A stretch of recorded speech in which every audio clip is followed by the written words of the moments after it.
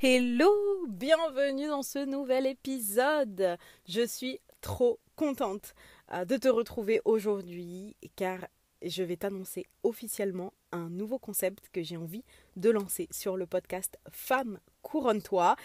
J'ai eu cette idée il y a à peine quelques heures alors que je traversais un moment de frustration parce que j'ai pas pu enregistrer l'épisode de ce dimanche et c'était très intéressant parce que j'ai mis une story en fait en ligne sur mon compte Instagram. Si tu me suis pas encore sur âme souveraine, je t'invite vraiment à me rejoindre parce que je partage du contenu exclusif et encore une fois ça te permet de mettre le visage sur cette jolie voix. Et donc j'étais frustrée parce que j'ai eu des petits problèmes techniques. Je voulais enregistrer mon épisode de dimanche, ça n'a pas marché. Je me suis dit que je le ferais lundi. Mais l'épisode que je voulais enregistrer, c'était un épisode vraiment cher à mon cœur parce que je vais parler de charisme, de magnétisme et je voulais partager 10 clés pour déployer, développer, renforcer son charisme et donc son magnétisme. Et je sentais qu'il y avait quelque chose qui n'allait pas au-delà du petit problème technique, un petit cliquetis qui s'entendait sur tout l'épisode, épisode que j'ai déjà enregistré, hein, c'est pendant 1 heure 1, très exactement. Et puis j'étais en pleine gestion de ma frustration, observation de ma frustration. Et j'ai posté cette story où je disais que une des plus grandes clés de réalisation de soi, c'est d'être capable de vraiment se couvrir, de tomber dans l'amour de soi-même, même quand on se sent insuffisante, même quand on a honte de soi, même quand on a l'impression de ne pas avoir fait assez ou de ne pas s'être donné assez à fond. C'est vraiment de renforcer cette capacité à s'embrasser avec amour. Quand je dis s'embrasser, c'est s'enlacer, s'entourer à chaque fois d'amour. Comme Dieu, comme l'univers, comme un père aimant viendrait nous enlacer de réconfort et d'amour. C'est vraiment venir cultiver cette posture avec nous-mêmes, où ça peut être une meilleure amie qui nous voit frustrés et qui vient nous enlacer avec amour. Soyons ce père, soyons cette mère, soyons cette meilleure amie pour nous-mêmes. Et vraiment, j'ai vécu une révélation en incarnant tout simplement mon message sur cette story parce qu'au moment où j'ai vraiment commencé à me visualiser, m'enlacer d'amour, j'ai eu cette idée, cette révélation où je me suis dit mais en fait je vais lancer un nouveau concept sur Femme Couronne-toi. C'est vrai que les épisodes que je propose sur Femme Couronne-toi sont souvent des épisodes j'allais dire très longs, relativement longs, on est souvent entre 45 minutes et 1 heure. Et j'ai eu le concept de lancer des mini-épisodes que j'ai décidé d'appeler Success Mindset Shift. Et dans ces mini-épisodes, je te partagerai une clé straight, c'est-à-dire une clé directement que tu vas pouvoir appliquer, intégrer dans ta vie pour vivre un shift au niveau de ton mindset, un shift au niveau de ton identité et vraiment venir incarner une nouvelle identité d'abondance, de prospérité, de succès, de réalisation personnelle. Donc, je suis très contente de t'annoncer le lancement des mini-épisodes The Success Mindset Shift. Je vais commencer aujourd'hui. J'ai posé l'intention que ces épisodes aient une durée de 11 minutes 11. Donc, je suis déjà à 4 minutes, faut que je me dépêche. Mais je vais te partager quelque chose qui est venu, qui a pop dans mon esprit en mode mais waouh meuf, tu te rendais pas compte que tu faisais ça avant et en fait ce comportement te bloque de ton abondance. Et j'ai vraiment eu cette révélation que mais tout le monde fait ça en fait. Ça peut arriver strictement et concrètement à tout le monde. Donc je suis trop contente de démarrer ce nouveau concept des Success Mindset Shift avec avec ce shift, avec cette super clé d'abondance que je vais te partager tout de suite. Donc c'est parti, let's go pour le premier épisode de The Success Mindset Shift. Donc avant de commencer, j'ai juste besoin de remettre un petit peu de contexte dans l'histoire.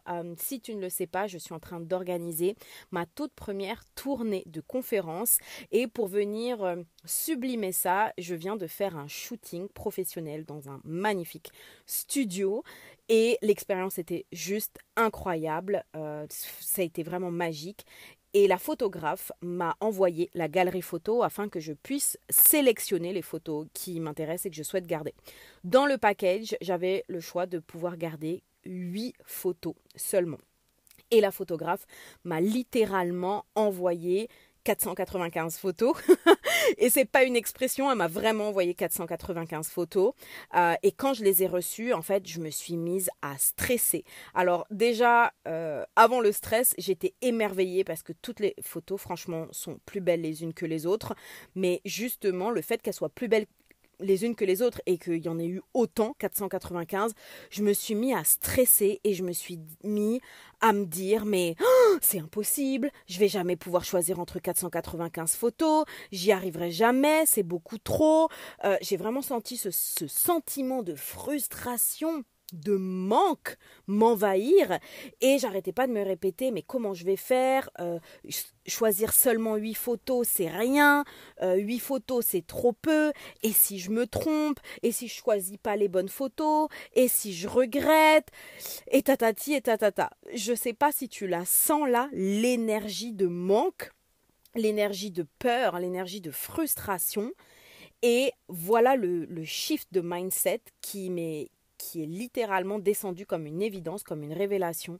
Je me suis dit, Salomé, regarde comment c'est incroyable que même lorsque on vit une situation où on est couvert, littéralement recouvert d'abondance, notre esprit peut avoir tendance à se tourner vers le manque. Ben oui, parce qu'au lieu d'avoir l'esprit tourné vers « Oh, mais c'est incroyable d'avoir autant de choix, 495 photos, et puis quelle bénédiction de se sentir aussi belle sur toutes ces photos », tout de suite, mon esprit s'est tourné vers la frustration, le manque.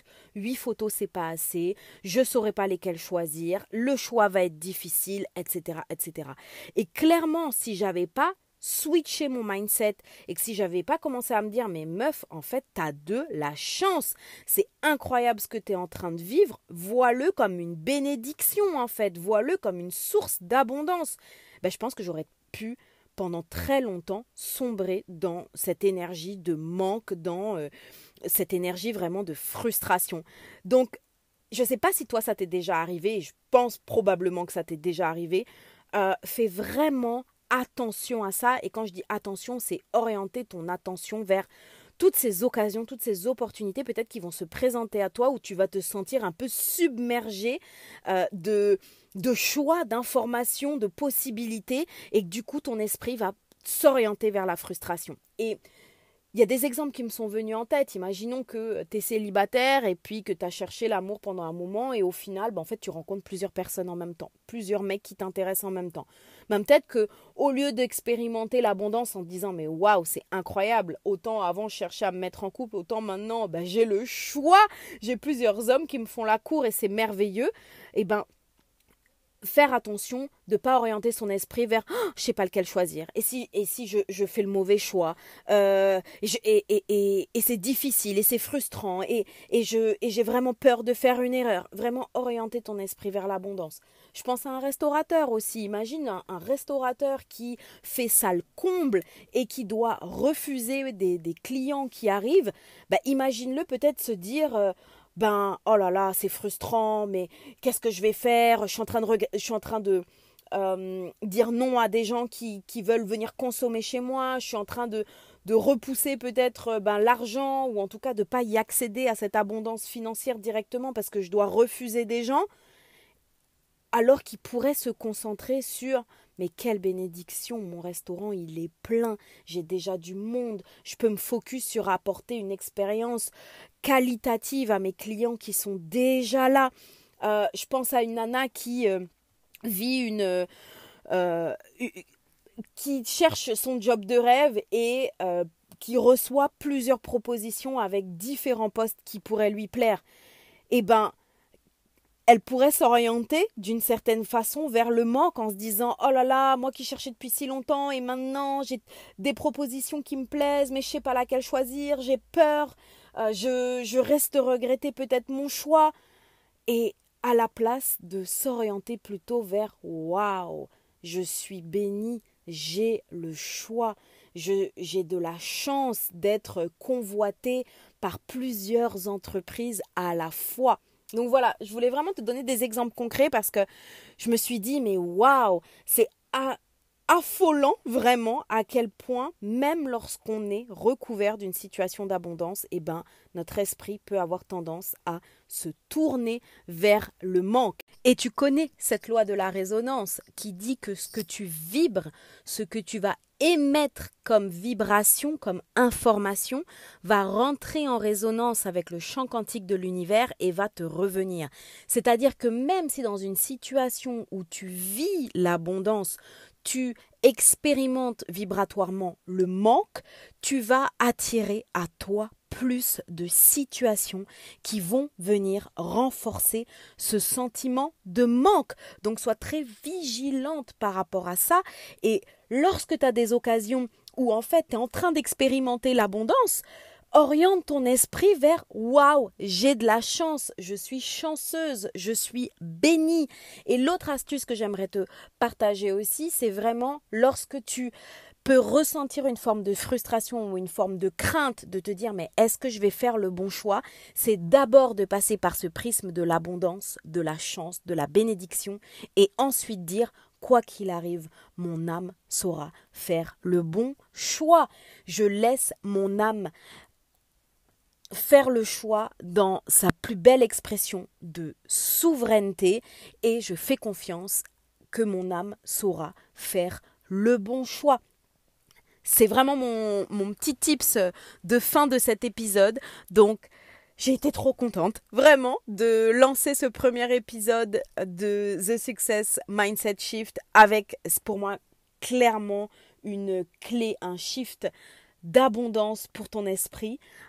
J'espère qu'il t'aura plu. N'hésite pas à me dire en commentaire si tu t'es reconnu dans cet exemple et si du coup tu vas mettre beaucoup plus d'attention quand tu te retrouves dans ce type de situation.